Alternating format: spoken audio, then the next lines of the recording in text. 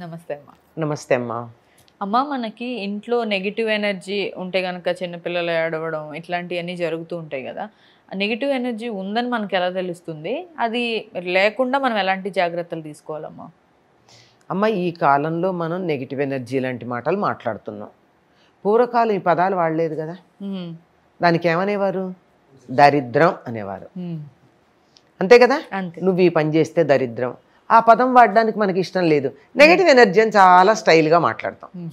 అంటే ఏది మనకు అక్కర్లేదు అనుకుంటామో, మనం చేసేటటువంటి పనుల్లో ఏ పని చేసినా మనకి దానివల్ల సరైనటువంటి ఫలితం రాకుండా, అనుకున్న దానికి వ్యతిరేక ఫలితం కానీ, ఇంత ప్రయత్నం చేస్తే ఇంతే ఫలితం కానీ వస్తూ ఉన్నప్పుడు ఎంత నా దరిద్రం అండి ఇలా ఉంది, ఎంత కష్టపడ్డా ఇలా ఉంది అనే మాటలు అంటున్నాం.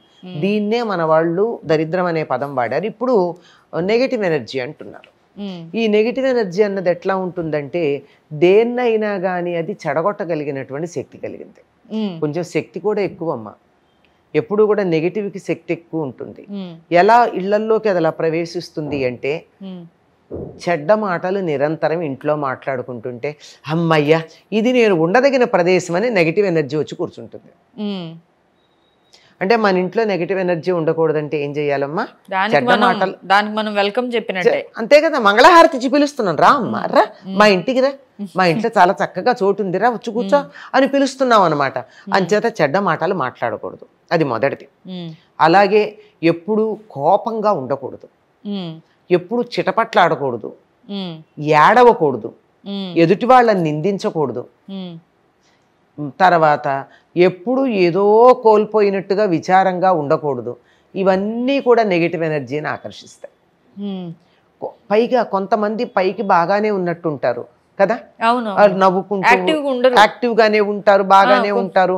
వాళ్ళు వచ్చి వెళ్ళిన తర్వాత చూడండి, ఇంకా మన ఇంట్లో ఎంత చికాకు ఉంటుందో. వాళ్ళు కూర్చున్న కుర్చీలో కూర్చుంటే మనకు ఒళ్ళు దురదలు వచ్చినట్టు ఉంటుంది.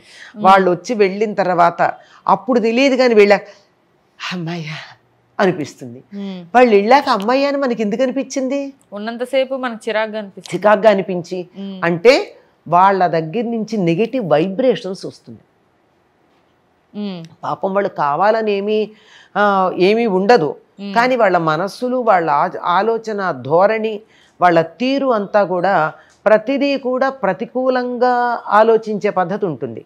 మనం ఏదన్నా చూపించి ఇది బాగుందంటే, ఏం బాగుంది, దీనికన్నా ఇంకోటి బాగుంటుంది, దీంట్లో ఈ లోటు ఉంది అంటే, ఉన్న ఇంత బాగున్న దాంట్లోనూ ఆ ఉన్న ఒక్క చిన్న లోపం మాత్రమే ఎన్నేటటువంటి ఒక లక్షణం.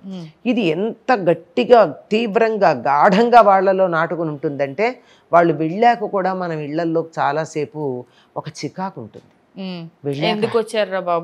వెళ్ళాక ఒక రకమైన రిలీఫ్ ఫీల్ అవుతాం మనం. కొంతమందితో మనం మాట్లాడుతున్న వీళ్ళు వెళ్ళిపోతే బాగుండు తొందరగా అనిపిస్తూ ఉంటుంది. కొంతమంది ఇంకొద్దిసేపు ఉంటే బాగుండు అనిపిస్తుంది. అంతే, వాళ్ళ దగ్గర నెగిటివ్ వైబ్రేషన్స్ ఉన్నాయి, వీళ్ళ దగ్గర పాజిటివ్ వైబ్రేషన్స్ ఉన్నాయి. ఈ వైబ్రేషన్స్ ఉంటే కూడా మన ఇంట్లో నెగిటివ్ ఎనర్జీ వచ్చే అవకాశం ఉంది. వీలైనంత వరకు అటువంటి వాళ్ళని ఎక్కువగా ఎంటర్టైన్ చేయకుండా ఉండడం. పైగా అలాంటి వాళ్ళు వస్తే కూడా ఎక్కువ ఇటువంటివి రాకుండా ఉండడానికి ఏమిటంటే, గుమ్మానికి పసుపు రాచి ఉండడం, గుమ్మానికి మామిడి తోరణాలు అవి కట్టి ఉండడం, ఇట్లాంటివి కనుక ఉన్నట్టయితే కొంతవరకు అది అక్కడే ఆగిపోతుంది. మిగిలింది లోపలికి వచ్చింది కూడా మనం తగినటువంటి వాతావరణాన్ని కల్పించుకుంటే బాగుంటుంది. ఒక చక్కని మంచి రసాయనాలు ఉన్నటువంటిది కాకుండా ఉన్న అగరవత్తులు వెలిగించండి. రసాయనాలు ఉంటే అంత ఫలితమే ఉండకపోవచ్చు. వెంటనే దీపం పెట్టండి. పెట్టడం వల్ల నెగిటివ్ ఎనర్జీ పోతుందమ్మా. కాళ్ళు చేతులు కడుక్కోండి. స్నానం చేస్తే మరి మంచిది, కాళ్ళు చేతులు కడుక్కోండి. ఇంకా చికాగ్గా అనిపించింది అనుకోండి, ఉప్పు నీళ్లతో ఇల్లంతా శుభ్రం చేయండి. ఉప్పు వేసిన నీళ్ళు, అది మన రాళ్ళ ఉప్పు ఉంటుంది కదా, ఆ రాళ్ల ఉప్పు నీళ్లలో వేసి ఆ నీళ్ళంతా ఇంట్లో చల్లి ఆ తర్వాత శుభ్రంగా చేసుకోండి, చాలా వరకు పోతుంది. సాంబ్రాణి లాంటి పొగ వేస్తూ కూడా మంచిది. కానీ సాంబ్రాణి వేయాలంటే కొంచెం కష్టం కదా, మనకి బొగ్గులు కావాలి. సాంబ్రాణి దొరుకుతుంది కానీ బొగ్గులు అవి కాలడం, అవి ఎర్రగా ఉండడం, ఇదంతా పర్వాలేదు. మాకు ఈ చికాక్ కన్నా అది నయమనిపిస్తే దాన్ని చేయొచ్చు. ఆ నెగిటివ్ ఇంపాక్ట్ మన మీద ఉండి మన ఆలోచనలు కూడా మారిపోతాయి కదమ్మా. కాసేపు చికాకు పడతాం కదండి. ఎప్పుడు చికాకు పడని వాళ్ళు అప్పుడప్పుడు ఏమిటో ఎవరిని అది ఉండరాదు అంటాం. ఎందుకంటాం? మామూలుగా అనం అన్నమాట. అంత గట్టిగా ఎందుకు అన్నామంటేనే దాని ప్రభావం ఉంది అనమాట.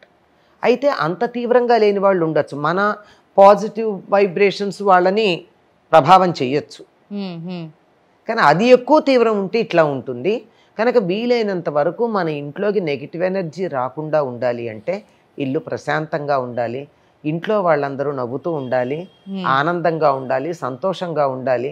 ప్రతిదానికి ఏడవడం, అసూయ ఇలాంటివి లేకుండా ఉన్నట్టయితే నెగిటివ్ ఎనర్జీ రాకుండా ఉంటుంది.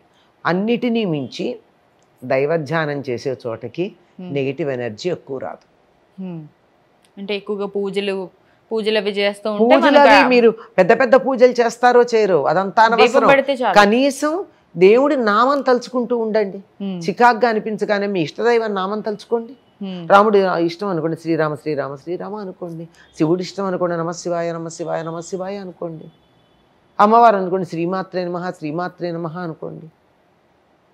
అనుకున్నట్టయితే ఆ వెంటనే అక్కడికక్కడ మనం ఈ ఉప్పు నీళ్లతో చేసింది వాతావరణాన్ని మన కడుక్కుంటే మన శరీరాన్ని శుభ్రం చేస్తే మానసిక స్థాయిలో శుభ్రం చేయగలిగినటువంటిది దైవధ్యానం. అమ్మ మరి మనకి ఈ నెగిటివ్ ఎనర్జీ ఉందనుకోండి, ఎలా తెలుస్తుంది నెగిటివ్ ఎనర్జీ ఉందని? మనం చికాకు పడడం లాంటివి కాకుండా ఇంకా వేటి ద్వారా మనకు తెలుస్తుంది? వేటి ద్వారా తెలుస్తుందంటే చికాకు ప్రధానం. అందరూ బాగా ఉండేటటువంటి వాళ్ళు కూడా అనవసరంగా చికాకు పడుతూ ఉండడం. చిన్నపిల్లలు ఉంటే బాగా తెలుస్తుందమ్మా. చిన్నపిల్లలు ఏడుస్తూ ఉంటారు. ఎందుకు చికాకు పడుతున్నారు? అన్ని బాగానే ఉన్నా ఏడుస్తూ ఉంటారు. ఏది మొదలు పెట్టినా మనకి పని పూర్తి కాకుండా పోతుంది. అప్పటి వరకు చక్కగా చేసినటువంటి పని మనకి సానుకూలంగా ఫలితాలు ఇచ్చేటటువంటి పని కాస్త ప్రతికూలమైన ఫలితాలు ఇస్తూ ఉంటుంది. ఏది చేసుకున్నా కానీ వ్యతిరేక ఫలితమే. అట్లా ఉన్నప్పుడు మనం దాన్ని గుర్తించాల్సిన అవసరం ఉంటుంది. అసలు ముందు అది లోపలికి రాకుండా ఉండేట్టు చేసే మొట్టమొదటిది గుమ్మాలకు పసుపు రాయండి, పసుపు రాసి కుంకుమ బొట్లు పెట్టండి, మామిడి తోరణాలు కట్టండి. వారానికి ఒకసారి అయినా మామిడాకులు తోరణం కట్టకపోయినా 4 మామిడాకులు తెచ్చి గుమ్మానికి అటు ఇటు పెట్టుకోండి. ఇంట్లో మంచి మొక్కలు పెట్టుకోండి. ప్రధానంగా హనుమంతుడి ఫోటో పెట్టుకున్న ఇంట్లోకి నెగిటివ్ ఎనర్జీ రాదు అంటారు. చాలా మంది పెట్టుకుంటుంటారు కళ్ళ దిష్టి వినాయకుడు అని, అది మళ్ళీ వేరంటారా? అవన్నీ ఏమో కానీ హనుమంతుడు ఉన్న చోటకి నెగిటివ్ రాదండి. హనుమంతుడు శనిని అటువంటి వాటన్నిటిని దమించగలిగినటువంటి వాడు. అందువల్ల అన్నిటికన్నా ప్రధానమైనటువంటిది మొదటిది మనం ప్రశాంతంగా ఉండాలి, ధైర్యంగా ఉండాలి. ధైర్యంగా ఉన్న చోటకి ఏమీ రాదు. ఆత్మవిశ్వాసం, ఆత్మధైర్యం కావాలి. అది ఉండి దైవధ్యానం గనక చేసినట్టయితే భగవంతుడి నామం చదివేటటువంటి చోటికి నెగిటివ్ ఎనర్జీ రాదు. వస్తే అది కూడా మారిపోతుంది. అది వెంటనే ఇంట్లోకి మారిపోతుంది ఆ ఎనర్జీ కూడా. చాలా చక్కగా చెప్పారమ్మా, ధన్యవాదాలు.